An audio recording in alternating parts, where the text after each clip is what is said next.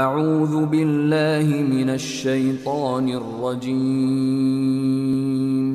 بسم اللہ الرحمن الرحیم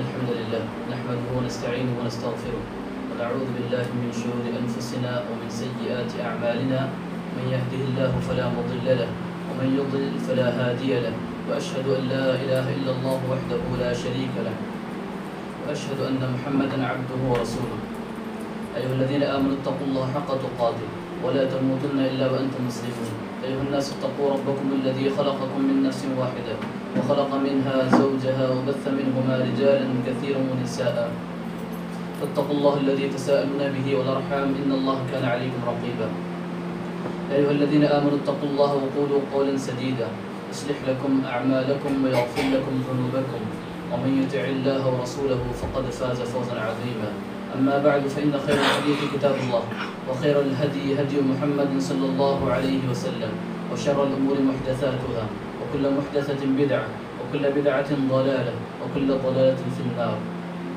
محترم سامعین، میں نے آپ کے آگے اپنے خطاب کے آغاز سے پہلے خطبہ مسنونہ پڑھا. اسے خطبہ حاجہ کہا جاتا ہے. اللہ کے نبی صلی اللہ علیہ وسلم جب کبھی صحابہ کرام کو واعظ نصیحت کرنا چاہتے یا ان سے کوئی کلام کرنا چاہتے خطبے کی شکل میں، تقریر کی شکل میں، تو اللہ کے نبی صلی اللہ علیہ وسلم اس خطبے کا اہتمام کیا کرتے. اسے خطبہ حاجہ کہا جاتا ہے.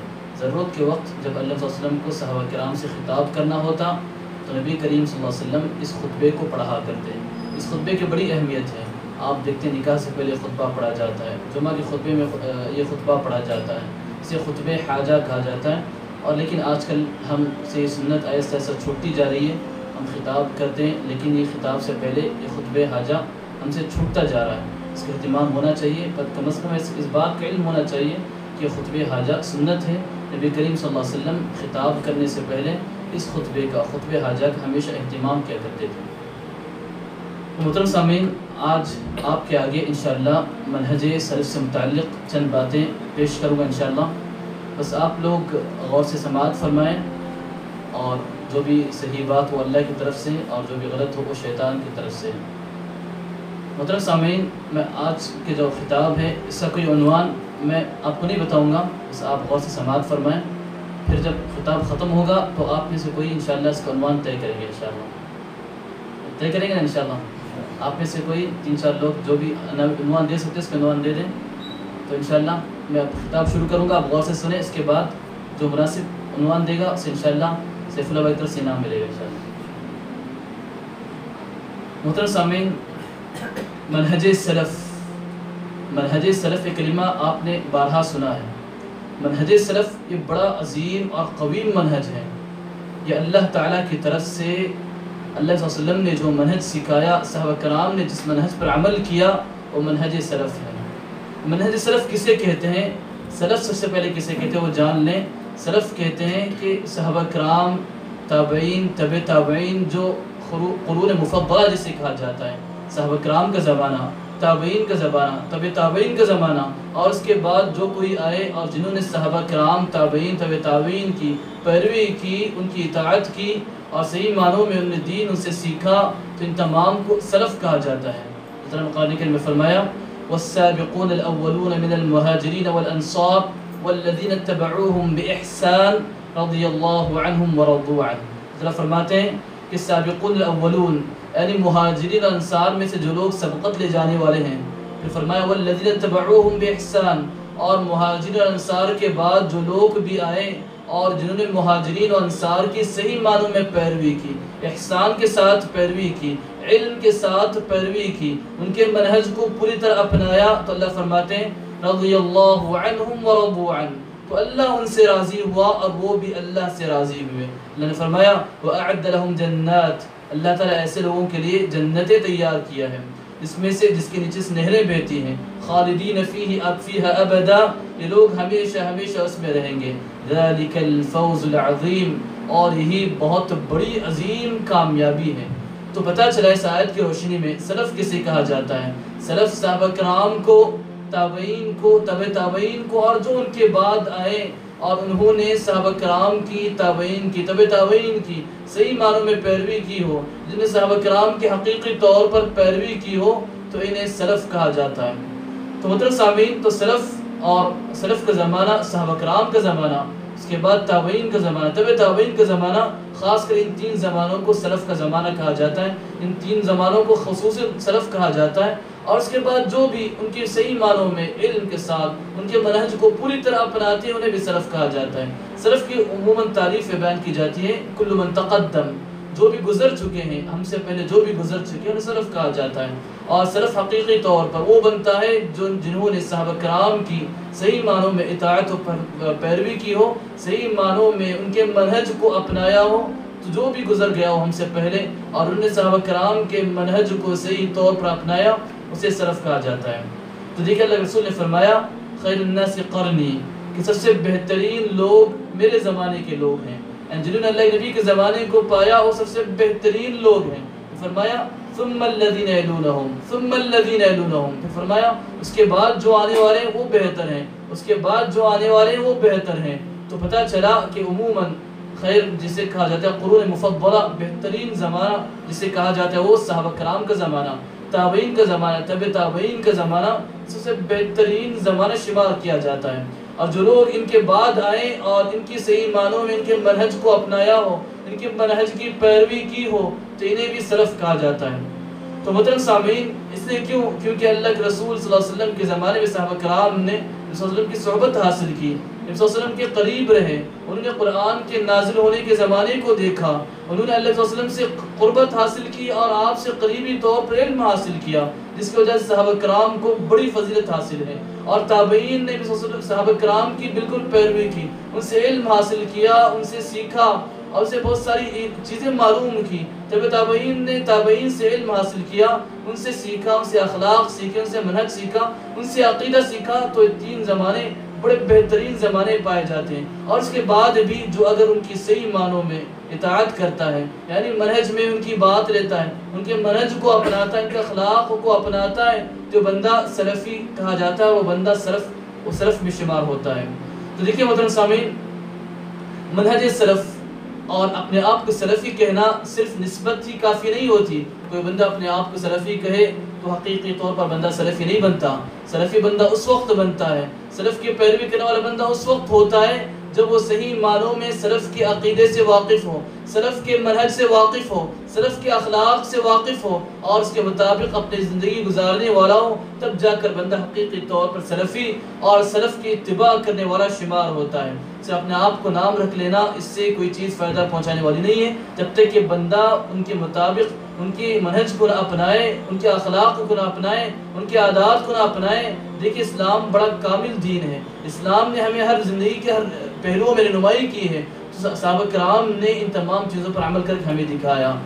پھر اس کے بعد تابعین نے ان کی اتباع کی کوشش کی، تبع تابعین نے ان کی اتباع کی کوشش کی، جس کی وجہ سے ان کا زمانہ بڑا ہی بہترین زمانہ شمار کیا جاتا ہے۔ تو محترم سامعین، ہم نے مختصراً سلف کسے کہتے ہیں، منہج سلف کیا ہے، مختصراً ہم نے ایک تعارف اس کا معلوم کر لیا۔ میں آپ کے آگے ایک چیز بیان کروں کہ منہج سلف یا منہج سلف کی بے شمار خصوصیات ہیں، جس کا میں نے اس سے پہلے درس میں ذکر بھی کیا ہے۔ تو منہج سلف کی خصوصیات میں سے ایک اہم خصوصیت جس کو میں آپ کے آگے بیان کرنے جاؤں گا، اور میرا اہم اس ٹاپک کا مغز وہی ہے کہ منہج سلف کی خصوصیات میں سے ایک خصوصیت یہ کہ منہج سلف ہمیشہ اتحاد و اتفاق کی دعوت دیتا ہے۔ یعنی منہج سلف کبھی تفریقہ اور آپس میں بانٹنے کی بات نہیں کرتا۔ جو بندہ منہج سلف کو اپناتا ہے وہ دیکھتا ہے کہ صحابہ کرام ہمیشہ محبت و الفت سے جڑے ہوئے تھے، اس کے بعد تابعین بھی پوری جماعت کے ساتھ بڑی محبت سے الفت سے جڑے ہوئے تھے۔ تو منہج سلف ہمیشہ لوگوں کو جوڑنے کی بات کرتا ہے، اتفاق و اتحاد کی بات کرتا ہے۔ منہج سلف اور سلفی کبھی لوگوں کو کاٹنے اور توڑنے کی بات نہیں کرتا، یہ بالکل غلط چیز ہے، سلف کا منہج نہیں ہے۔ آپ دیکھیں قرآن کریم، اللہ تعالیٰ قرآن کریم میں فرماتے ہیں وَاذْكُرُوا نِعْمَةَ اللَّهِ عَلَيْكُمْ اور تم اللہ کی نعمت کو یاد کرو جو تم پر ہے، اذ کنتم اعداء، اس وقت وہ یاد کرو جب تم آپس میں دشمن تھے، ایک دوسرے کے دشمن تھے، فألف بین قلوبکم، اللہ نے تمہارے دلوں کو جوڑ دیا، فاصبحتم بنعمته اخوانا، تو اس کے بعد تم آپس میں بھائی بھائی ہو گئے۔ تو اللہ تعالیٰ صحابہ کرام سے خطاب کرتے ہوئے فرماتا ہے کہ اسلام آنے سے پہلے تم آپس میں ایک دوسرے کے دشمن تھے، تم آپس میں ایک دوسرے کے خون کے پیاسے تھے۔ مدینے کا دیکھیں جائزہ لیں، اوس خزرج تو بڑے قبیلے پائے جاتے، یہ آپس میں لڑا کرتے تھے۔ تو اللہ تعالیٰ نے فرمایا کہ جب سے اسلام آیا، اسلام کی نعمت آئی، تو اس کے بعد سے اللہ تعالیٰ نے تمام کو جوڑ دیا۔ اسلام کی بنیاد پر تمام کے تمام آپس میں جڑ گئے، اسلام کی بنیاد پر تمام کے تمام آپس میں بھائی بھائی ہو گئے۔ تو منہج سلف کی بڑی برکت اور منہج سلف کا بڑا انعام یہ کہ منہج سلفی منہج لوگوں کو جوڑنے کی بات کرتا ہے، کبھی توڑنے کی بات نہیں کرتا، لوگوں کو جمع کرنے کی بات کرتا ہے۔ اور اتحاد اتفاق اللہ کی بڑی عظیم نعمت ہے۔ آپ دیکھتے ہیں کہ اسلام ہمیں اتحاد اتفاق کی بے شمار جگہ تعلیم دیتا ہے۔ آپ دیکھیں 5 وقت کی نمازیں ہم مسجد میں ادا کرتے ہیں، یہ نمازیں ہمیں اتحاد اتفاق کا پیغام دیتی ہیں۔ عید کے لیے ہم عیدگاہ میں جمع ہوتے ہیں، اپنے عورتوں کو لاتے ہیں، یہ تمام چیزیں ہمیں اتحاد اتفاق کا پیغام دیتی ہیں۔ جمعہ میں ہم مسجد میں جمع ہوتے ہیں تو یہ چیزیں ہمیں اتحاد اتفاق کا پیغام دیتی ہیں۔ تو اسلام اتحاد اتفاق کا بڑا حریص ہے، اور اسلام وہی منہج سلف، اسلام ہی کی اصل حقیقی تصویر ہے۔ تو منہج سلف ہمیں اتحاد اتفاق کی دعوت دیتا ہے۔ آپس میں کٹنا، آپس میں کاٹنا یہ کبھی مسلمانوں کے لیے فائدہ مند چیز نہیں، مسلمانوں کے لیے باعث خسارہ ہے۔ بس ایک بات عرض کرنی ہے، وہ غور سے سن لیں، اور بہت اہم بات یہ کہ اتحاد اتفاق کس بنیاد پر ہو، بڑا کوسچن مارک ہے، سوالیہ نشان ہے۔ اتحاد اتفاق بڑی عظیم چیز ہے، اللہ کی عظیم نعمت ہے، لیکن اتحاد اتفاق کس بنیاد پر ہونا چاہیے، یہ بڑا سوال ہے۔ غور سے سنیں، میں آپ کے آگے 3 پوائنٹ ذکر کروں گا، 3 نکات ذکر کروں گا، جس میں ہمیں معلوم ہوگا اتحاد اتفاق کس بنیاد پر ہونا چاہیے۔ اسلام اتحاد کی دعوت دیتا ہے، لیکن کس بنیاد پر اتحاد ہمارا ہونا چاہیے، اتحاد کے ضوابط کیا ہیں، اتحاد کس بنیاد پر بندہ کرے۔ کیا اتحاد کے نام پر بندہ اپنے دین کو بھول جائے؟ کیا اتحاد کے نام پر بندہ اپنے دین کا سودا کر بیٹھے؟ کیا اتحاد کے نام پر بندہ اپنے منہج کا سودا کر بیٹھے؟ ایسا تو نہیں، ایسا اتحاد مطلوب نہیں ہے۔ صحابہ کرام کا اتحاد ایسا نہیں تھا، تابعین کا اتحاد ایسا نہیں تھا، سلف کا اتحاد ایسا نہیں تھا۔ سلف کا اتحاد کیا تھا، سلف کا اتحاد کیسے ہوا کرتا، اس کو ہم جان لیں اور اسی بنیاد پر اتحاد اتفاق رکھیں۔ اگر کوئی بندہ اتحاد کے نام پر، سب کو ساتھ میں لے چلنے کے نام پر اپنے منہج کا سودا کر بیٹھتا ہے، یا اپنے منہج کو چھوڑتا ہے، یا اس میں خلل کرتا ہے، تو حقیقی طور پر کبھی اتفاق و اتحاد نہیں ہو سکتا۔ اس کا کوئی اور نام دے لے، یہ اتحاد نہیں ہو سکتا۔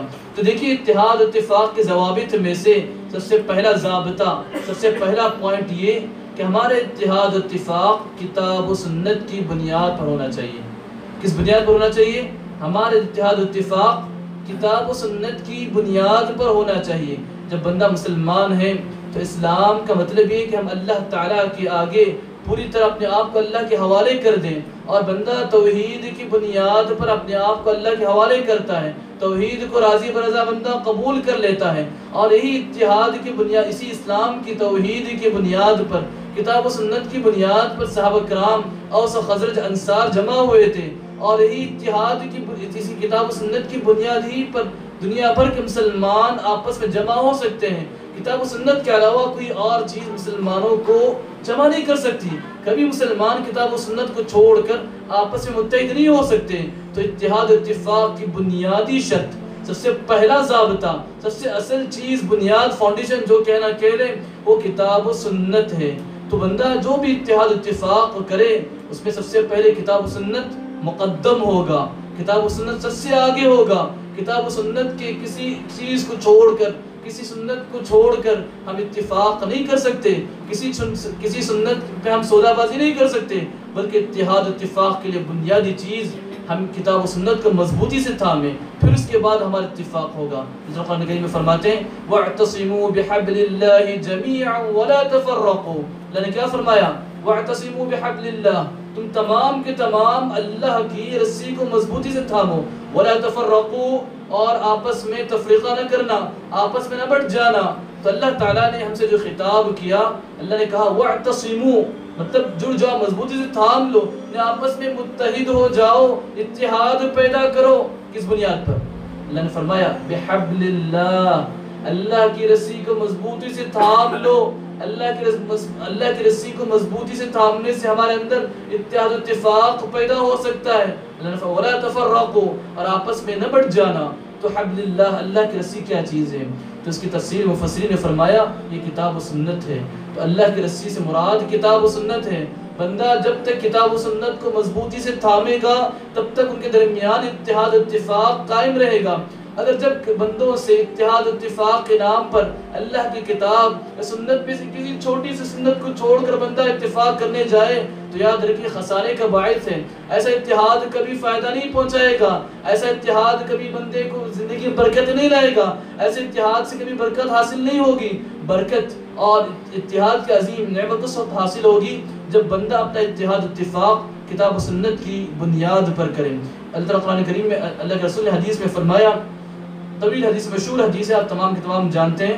اللہ کے رسول نے فرمایا افترقت الیہود علی 71 فرقہ، کہ یہودی 71 فرقوں میں بٹ گئے۔ اللہ رسول نے فرمایا وافترقت النصارى علی 72 فرقہ، اور نصارہ 72 فرقوں میں بٹ گئے۔ اللہ کے رسول نے فرمایا وستفترق هذه الامه على 73 فرقہ، اللہ کے رسول نے فرمایا اور یہ میری امت 73 فرقوں میں بٹ جائے گی۔ فرمایا كلها في النار الا واحدہ، پورے کے پورے جہنم میں جانے والے سوائے ایک کے۔ اللہ کے رسول نے فرمایا، پھر اللہ رسول سے پوچھا گیا، اللہ صحابہ کرام نے پوچھا کہ وہ کون لوگ ہیں جو جنت میں جانے والے ہیں؟ پھر اللہ رسول نے فرمایا من كان على مثل ما انا عليه اليوم واصحابي، اللہ کے رسول نے بہترین قاعدہ، بہترین ضابطہ بتایا۔ اللہ کے رسول نے فرمایا 72 فرقے جہنم کی راہ پر ہیں، جہنم کی طرف چل پڑنے والے ہیں، صرف ایک جماعت جو ہے وہ جنت میں جانے والی ہے۔ تو اللہ کے رسول نے فرمایا وہ کون لوگ ہیں؟ غور سے سنیں، اہم بات ہے، اللہ کے رسول نے اہم قاعدہ بتایا۔ اللہ کے رسول نے فرمایا وہ لوگ وہ ہیں جس پر میں آج کے دن میں اور میرے صحابہ جس دین پر باقی ہیں، جو اس دین کی پیروی کرے گا، یعنی جو میری اطاعت کرے گا، میرے صحابہ کے منہج کی اطاعت کرے گا، تو یہی بندہ، یہی جماعت جنت میں جانے والی ہوگی اور یہی جماعت شمار کی جائے گی۔ باقی کے تمام فرقے اور آپس میں بٹ جانے والے ہو جائیں گے۔ سبحان اللہ۔ تو دیکھیے اگر جو کوئی بندہ دعویٰ کرتا ہے کہ میں جنتی ہوں یا میری جماعت حق پر ہے تو اسے اپنا جائزہ لینا چاہیے، اس حدیث کی روشنی میں اسے اپنا جائزہ لینا چاہیے۔ اللہ کے رسول نے بہترین قاعدہ بتایا۔ اللہ کے رسول نے فرمایا آج کے دن، یعنی کب؟ اللہ کے رسول نے فرمایا آج کے دن میں اور میرے صحابہ جس دین پر ہیں، جس چیز پر ہیں، جو کوئی جماعت اگر اس کی اطاعت کرتی ہے، جو کوئی جماعت اس منہج کو لیتی ہے تو حقیقی معنوں میں وہی جنتی ہے، وہی جماعت ہے۔ باقی کے پورے ٹکڑیاں اور باقی کے پورے الگ سے فرقے ہونے والے ہیں۔ تو پتہ چلا اللہ کے رسول نے ہماری رہنمائی فرمائی۔ اللہ کے رسول نے فرمایا کہ آج کے دن میں جس پر ہوں اور میرے صحابہ جس پر باقی ہیں، جو اس کی پیروی کرے گا حقیقی طور پر وہی جماعت جنت میں جانے والی ہے۔ اور تو اب جائزہ لیں کہ اس پر کون ہے جو اللہ کی کتاب و سنت کو مضبوطی سے تھامنا اور صحابہ کرام کے نقش قدم پر چلنا، کون جماعت ہے؟ آپ دیکھیں کہ سلف کی جماعت یہی جماعت ہے۔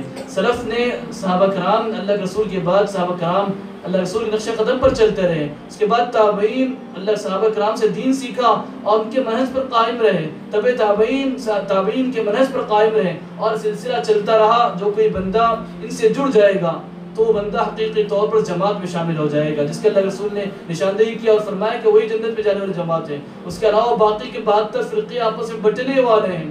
جو کوئی یہ جاننا چاہتا ہے کہ وہ کون سی جماعت حق ہے تو جان لے کہ میرا عمل کیسا ہے، کیا میرا عمل کتاب و سنت کے موافق ہے، کیا میرا عمل صحابہ کرام کے عمل کے موافق ہے، کیا میرا منہج صحابہ کرام کے منہج کے موافق ہے۔ اگر ہے تو اس کے لیے خوشخبری ہے، اگر نہیں تو اس بندے کو اپنے اعمال کی اصلاح کرنی چاہیے اور اسے ایک فکر دامنگیر ہونی چاہیے کہ میں بھی سلف کی جماعت سے جڑ جاؤں، میں بھی صحابہ کرام کی جماعت سے جڑ جاؤں، میں بھی ان کے ساتھ جڑ جاؤں، میرا منہج بھی صحیح ہو جائے، میرا عقیدہ صحیح ہو، تاکہ میں اللہ کے رسول کی اس خوشخبری میں، اللہ کے رسول نے جس چیز کی خوشخبری سنائی وہ خوشخبری مجھے بھی مل جائے۔ تو محترم سامعین، اللہ کے رسول نے ہر جگہ فرمایا کہ طویل حدیث سے آپ صلی اللہ علیہ وسلم نے اپنے انتقال سے کچھ دن پہلے بڑی ہی مؤثر نصیحت فرمائی۔ اللہ کے رسول نے نصیحت فرمائی، صحابہ کرام کی آنکھیں اشک بار ہو گئی، صحابہ کرام کی آنکھوں سے آنسو بہنے لگے۔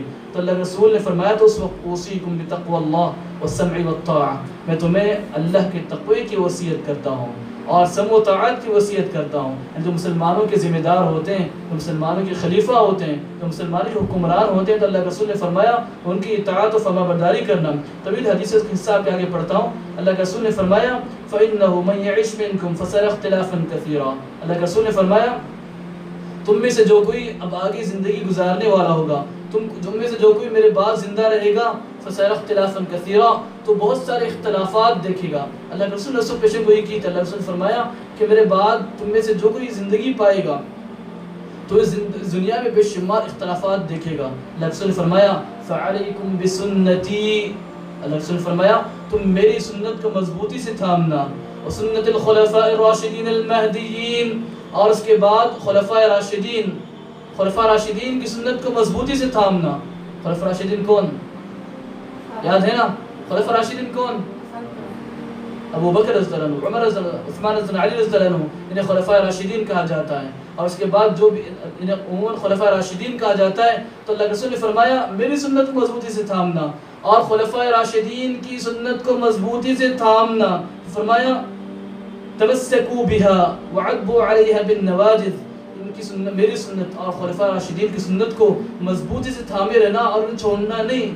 اللہ رسول نے اس وقت بڑی نصیحت کی. پھر اللہ رسول نے فرمایا وَإِيَّاكُمْ وَمُحْدَثَاتِ الْأُمُورِ، اور تم بدعتوں سے ہوشیار رہنا، دین میں نئی نئی چیزوں سے ہوشیار رہنا.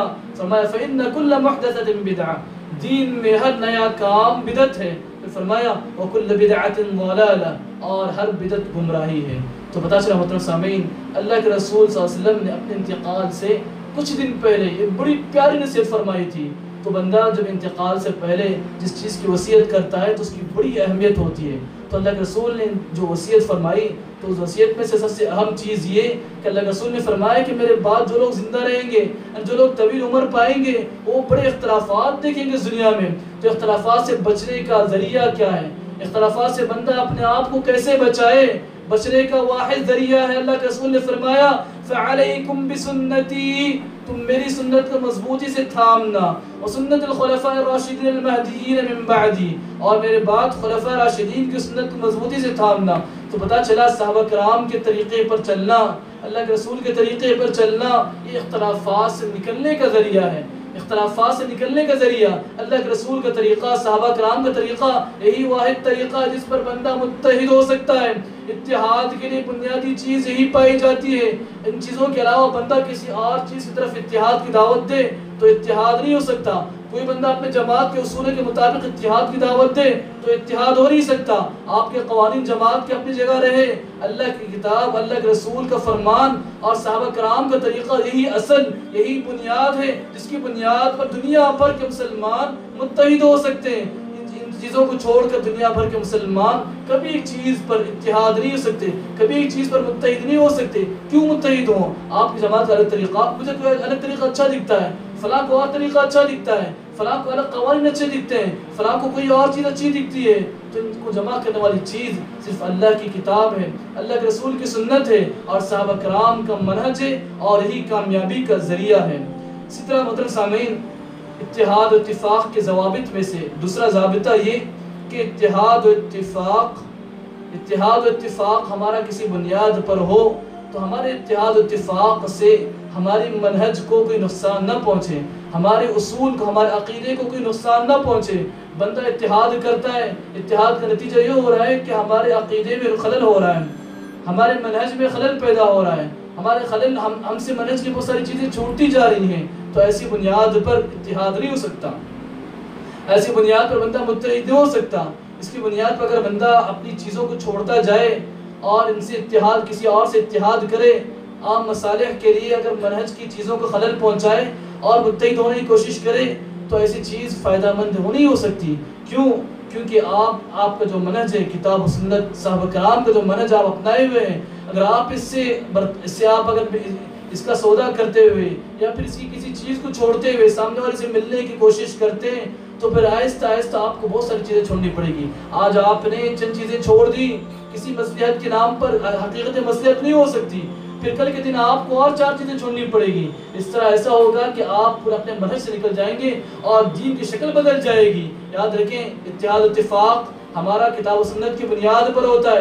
اتحاد اتفاق اگر کرنا ہو تو ہمارے منہج کو کوئی نقصان نہ ہو، ہمارے عقائد کو کوئی نقصان نہ ہو، ہمارے منہج و عقائد سے بالاتر ہمارا اتحاد ہوگا۔ یعنی اتحاد اتفاق ہمارے جو منہج کے بنیاد پر ہوگا، اور منہج کی کسی چیز کو چھوڑ کر ہم اتحاد اتفاق نہیں کریں گے، اور نہ اس اتحاد اتفاق ہمیں فائدہ پہنچائے گا۔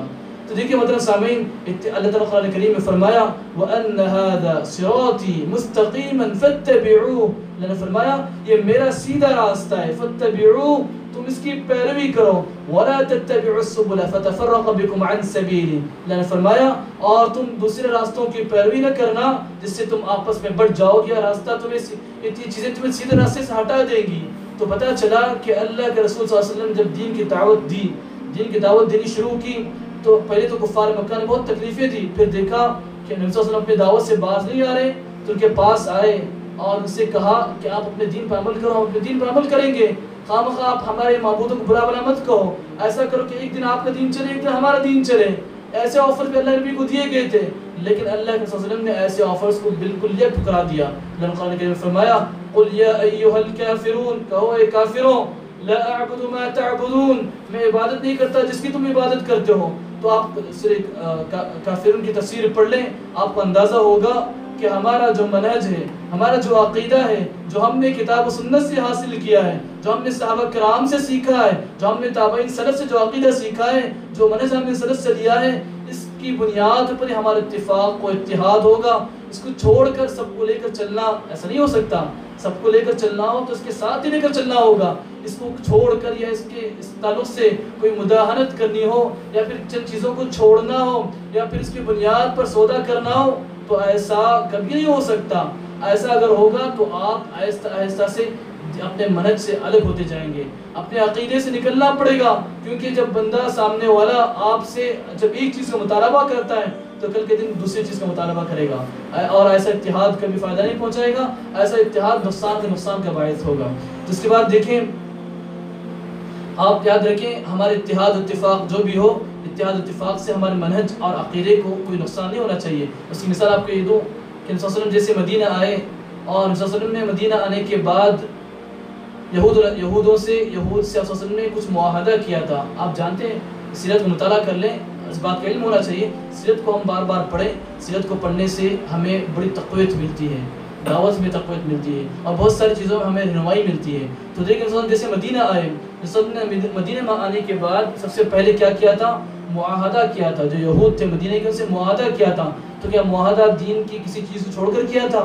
تو معاہدہ کیسے کیا تھا؟ اپنے دین، اپنے عقیدے کے پر ثابت قدم رہتے ہوئے اس کے بعد مسلمان نے معاہدہ کیا، اور اس معاہدے سے مسلمانوں کو کچھ خسارہ نہیں ہوا، کچھ نقصان نہیں ہوا۔ ورنہ آپ جانتے ہیں یہود کیسے مکار اور کسی شاطر قوم ہے، ان کی مکاری اور ان کی خباثت کے باوجود بھی انہوں نے ہمیں اسلام کی بنیاد پر کوئی نقصان نہیں پہنچا سکے۔ مسلمان اس اتحاد سے، مسلمان اس معاہدے سے ہمیشہ فائدہ اٹھاتے رہے۔ تو معاہدہ اگر ہو ہمارا تو دین کی بنیاد پر اور ہمارے اصول اور جو ضوابط ہیں، جو منہج کی چیزیں ہیں، اس کے ساتھ پر اس کو باقی رہتے ہوئے ہم اگر کسی جب اتحاد کی ضرورت پڑے تو ہم اتحاد کر سکتے ہیں۔ اگر ہمارے منہج کی کسی چیز کو نقصان پہنچتا ہے تو اس بنیاد پر ہمارا اتفاق و اتحاد نہیں ہو سکتا۔ اس کی بہترین مثال مدینے میں نبی صلی اللہ علیہ وسلم نے یہود کے ساتھ جو معاہدہ کیا، تو اسلام پر پوری طرح عمل کرتے ہوئے ایکسٹرا معاہدہ تھا، تو اسلام کو کبھی اس سے خسارہ نہیں ہوا۔ تو معاہدہ ایسا ہونا چاہیے، اتحاد ایسا ہونا چاہیے کہ جب اتحاد کی ضرورت پڑے تو اتحاد ہمارا ہو، کبھی عام مصالح کی بنیاد پر اتحاد ہو تو ایسا ہو جس کی بنیاد پر ہمارے منہج، ہمارے عقیدے میں کسی قسم کی کمی نہ ہو، نہ کسی قسم کا ہمیں نقصان ہو۔ اس کے بعد دیکھیے اتحاد اتفاق کے ضوابط میں سے تیسرا ضابطہ یہ کہ اتحاد اتفاق کا مطلب یہ نہیں کہ آپ نے اگر کسی سے اتحاد اتفاق کر لیا تو اس کا ہرگز یہ مطلب نہیں کہ آپ امر بالمعروف نہی منکر سے باز آ جائیں، چھوڑ دیں گے، ایسا نہیں۔ آپ نے اگر کسی سے اتفاق کیا ہو، اتحاد کیا ہو، جو آپ کے منہج کے نہیں ہے، جو آپ کے عقیدے سے متفق نہیں ہے، آپ نے بعض مصالح کی بنیاد پر اسے اتفاق کر لیا تو اتفاق کریں، کوئی غلط بات نہیں۔ اتفاق و اتحاد کا مطلب یہ نہیں کہ آپ اپنے دعوت کو چھوڑ دیں، آپ بھلائی کا حکم دینے سے نہ باز آ جائیں، آپ برائی سے نہ روکنے سے باز نہ آ جائیں، بلکہ آپ اپنی توحید کی دعوت دیتے رہیں گے، کتاب و سنت کی دعوت کو عام کرتے رہیں گے۔ ایسا نہیں کہ آپ نے اتحاد کر لیا، اتفاق کر لیا، گاؤں کا ماحول خراب ہو جائے گا، لوگ آپس میں ہمارا اتفاق کٹ جائے گا، ہماری قومیت کٹ جائے گی، ایسی چیزیں نہیں، ایسی چیز ہرگز نہیں ہو سکتی۔ اتحاد اتفاق میں امر بالمعروف نہی عن المنکر کتاب و سنت کی دعوت کو عام کرتے ہوئے ہمارا اتفاق و اتحاد باقی رہے گا. اگر اتفاق و اتحاد میں دعوتی چیزوں سے منع کیا جائے، توحید کی دعوت کو عام کرنے سے منع کیا جائے، سنت کو عام کرنے سے منع کیا جائے، تو ایسے اتحاد کی ضرورت نہیں اور ایسا اتحاد ہو نہیں پائے گا. کیونکہ اتحاد کے ضابطوں میں سے ایک ضابطہ یہ کہ آپ امر بالمعروف نہی عن المنکر کرتے رہیں گے. اگر اس سے آپ کو روکا جائے، اس سے منع کیا جائے، تو اتحاد کسی کام کا نہیں، وہ اتحاد ہمارے منہج سے ٹکراتا ہے. ایسا اتحاد نہیں ہو سکتا. تو اتحاد کے ضوابط سے اہم چیز یہ کہ ہم امر بالمعروف نہی عن المنکر کا اہتمام کرتے رہیں. قرآن کریم میں فرمایا کنتم خیر امت اخرجت للناس تأمرون بالمعروف تنہون عن المنکر وتؤمنون باللہ. اللہ تعالیٰ نے قرآن کریم میں فرمایا کہ تم سب سے بہترین امت ہو، تمہیں لوگوں کے لیے نکالا گیا ہے. تأمرون بالمعروف، تم بھلائی کا حکم دیتے ہو، وتنہون عن المنکر، اور برائی سے روکتے ہو، تؤمنون باللہ، اور تم اللہ پر ایمان لاتے ہو. یہ آیت سورہ آل عمران کی آیت نمبر 110 ہے. آپ دیکھیں اللہ تعالیٰ نے اس آیت کا ذکر کیا، اللہ تعالیٰ نے اس آیت کا ذکر کیا، لیکن اس سے پہلے اللہ نے ایک آیت کا ذکر کیا تو وہ یہ تھا وَاعْتَصِمُوا بِحَبْلِ اللَّهِ جَمِيعًا وَلَا تَفَرَّقُوا. اللہ نے اس سے پہلے جو آیت ذکر کی تھی، اللہ نے اس سے پہلے جو آیت بتائی تھی وہ یہ کہ تم تمام کے تمام اللہ کے رضا کو مضبوطی سے تھامو اور آپس میں تفریقہ نہ کرو. اللہ نے سب سے پہلے اتحاد کی دعوت دی، اتحاد کا پیغام عام کیا. اس کے ساتھ ساتھ اللہ نے بعض آیتوں کا ذکر کیا.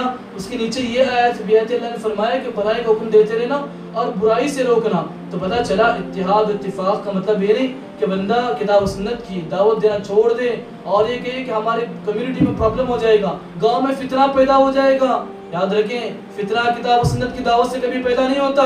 کتاب و سنت کی دعوت چھوڑنے سے فتنہ ہوتا ہے، توحید کو چھوڑنے سے فتنہ پیدا ہوتا ہے، سنت کو چھوڑنے سے فتنہ پیدا ہوتا ہے. کتاب و سنت کی دعوت برکت لے آتی ہے، کتاب و سنت کی دعوت لوگوں کو جنت کی طرف لے جاتی ہے.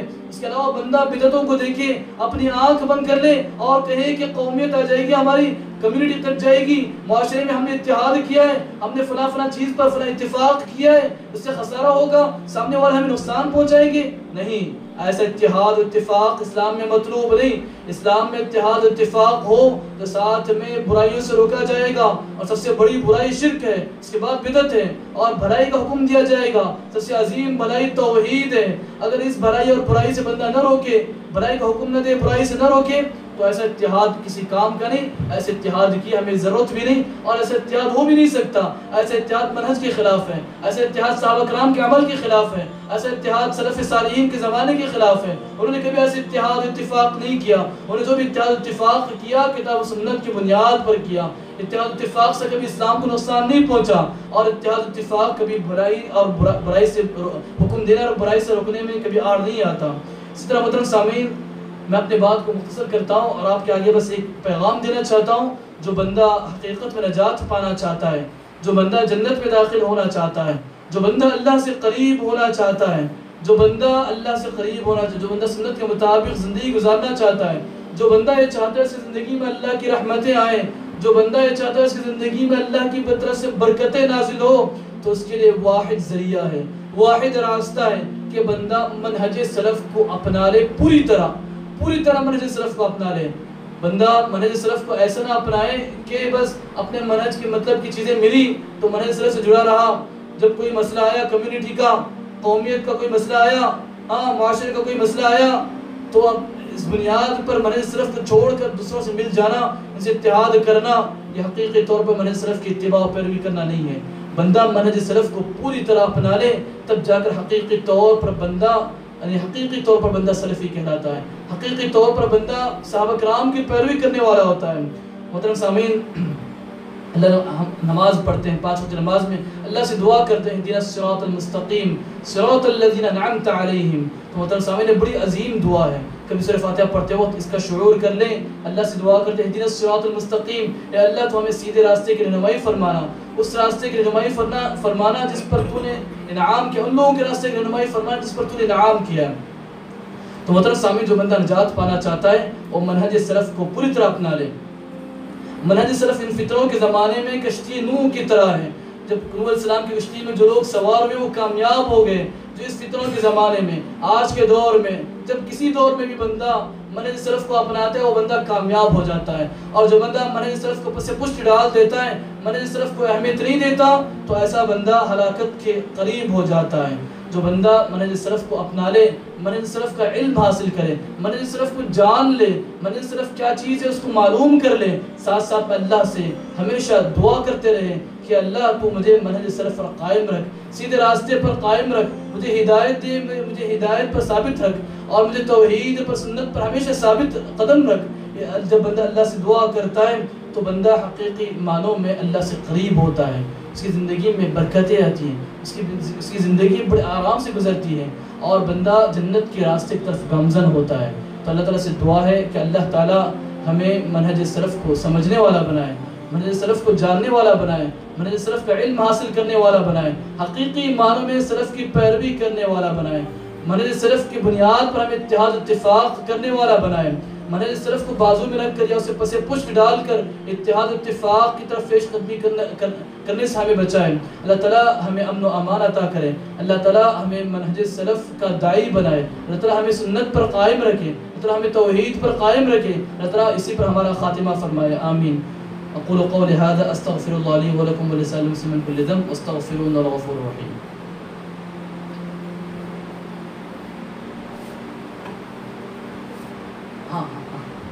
اچھا اس کا کیا ٹاپک، کیا عنوان کیا رہے گا اس کا آج کی خطاب کا؟ اتحاد و اتفاق منہج سلف کی روشنی میں۔ ماشاءاللہ، اور کوئی؟ منہج سلف جی، اور کوئی؟ منہج سلف کی خصوصیات۔ جی، اور کوئی؟ جی جی، اور کوئی؟ اسلام میں منہج سلف کا مقام۔ اور کوئی ہے؟ کوئی دیں گے ٹاپک، اس کا عنوان دیں گے اس کو؟ سیف اللہ بھائی؟ تدبر فی المنہج۔ ہاں جی تدبر فی المنہج۔ جی، یہ بھی ہے ماشاءاللہ۔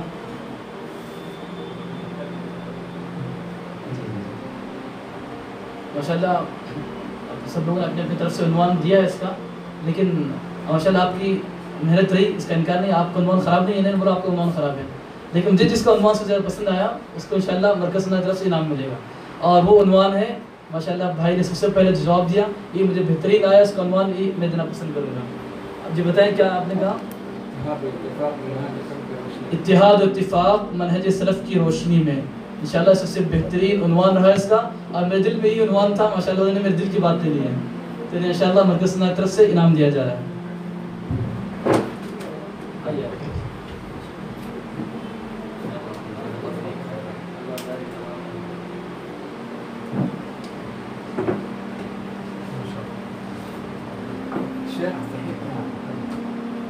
مرکز سنت کی طرف سے اعلان کیا جا رہا ہے کہ کیرلا کے تعاون کے لیے، کیرلا کا جو بندے تعاون کرنا چاہتے ہیں، جو بھی آپ سے جو بھی تعاون بند پڑتا ہے، تو آپ تعاون کی رقم جو بھی ہو سیف اللہ بھائی مرکز سنت میں پہنچا دیں، انشاءاللہ مرکز سنت کی طرف سے کیرلا کے تعاون کا انتظام کیا گیا ہے، کہ انشاءاللہ مرکز سنت کی طرف سے کیرلا کا تعاون کیا جائے گا۔ تو آپ میں سے جو کوئی کیرلا کا تعاون کرنا چاہتے ہیں، کرنا چاہیے، کرنا چاہتے ہیں بات نہیں، بلکہ آپ ضرور کریں۔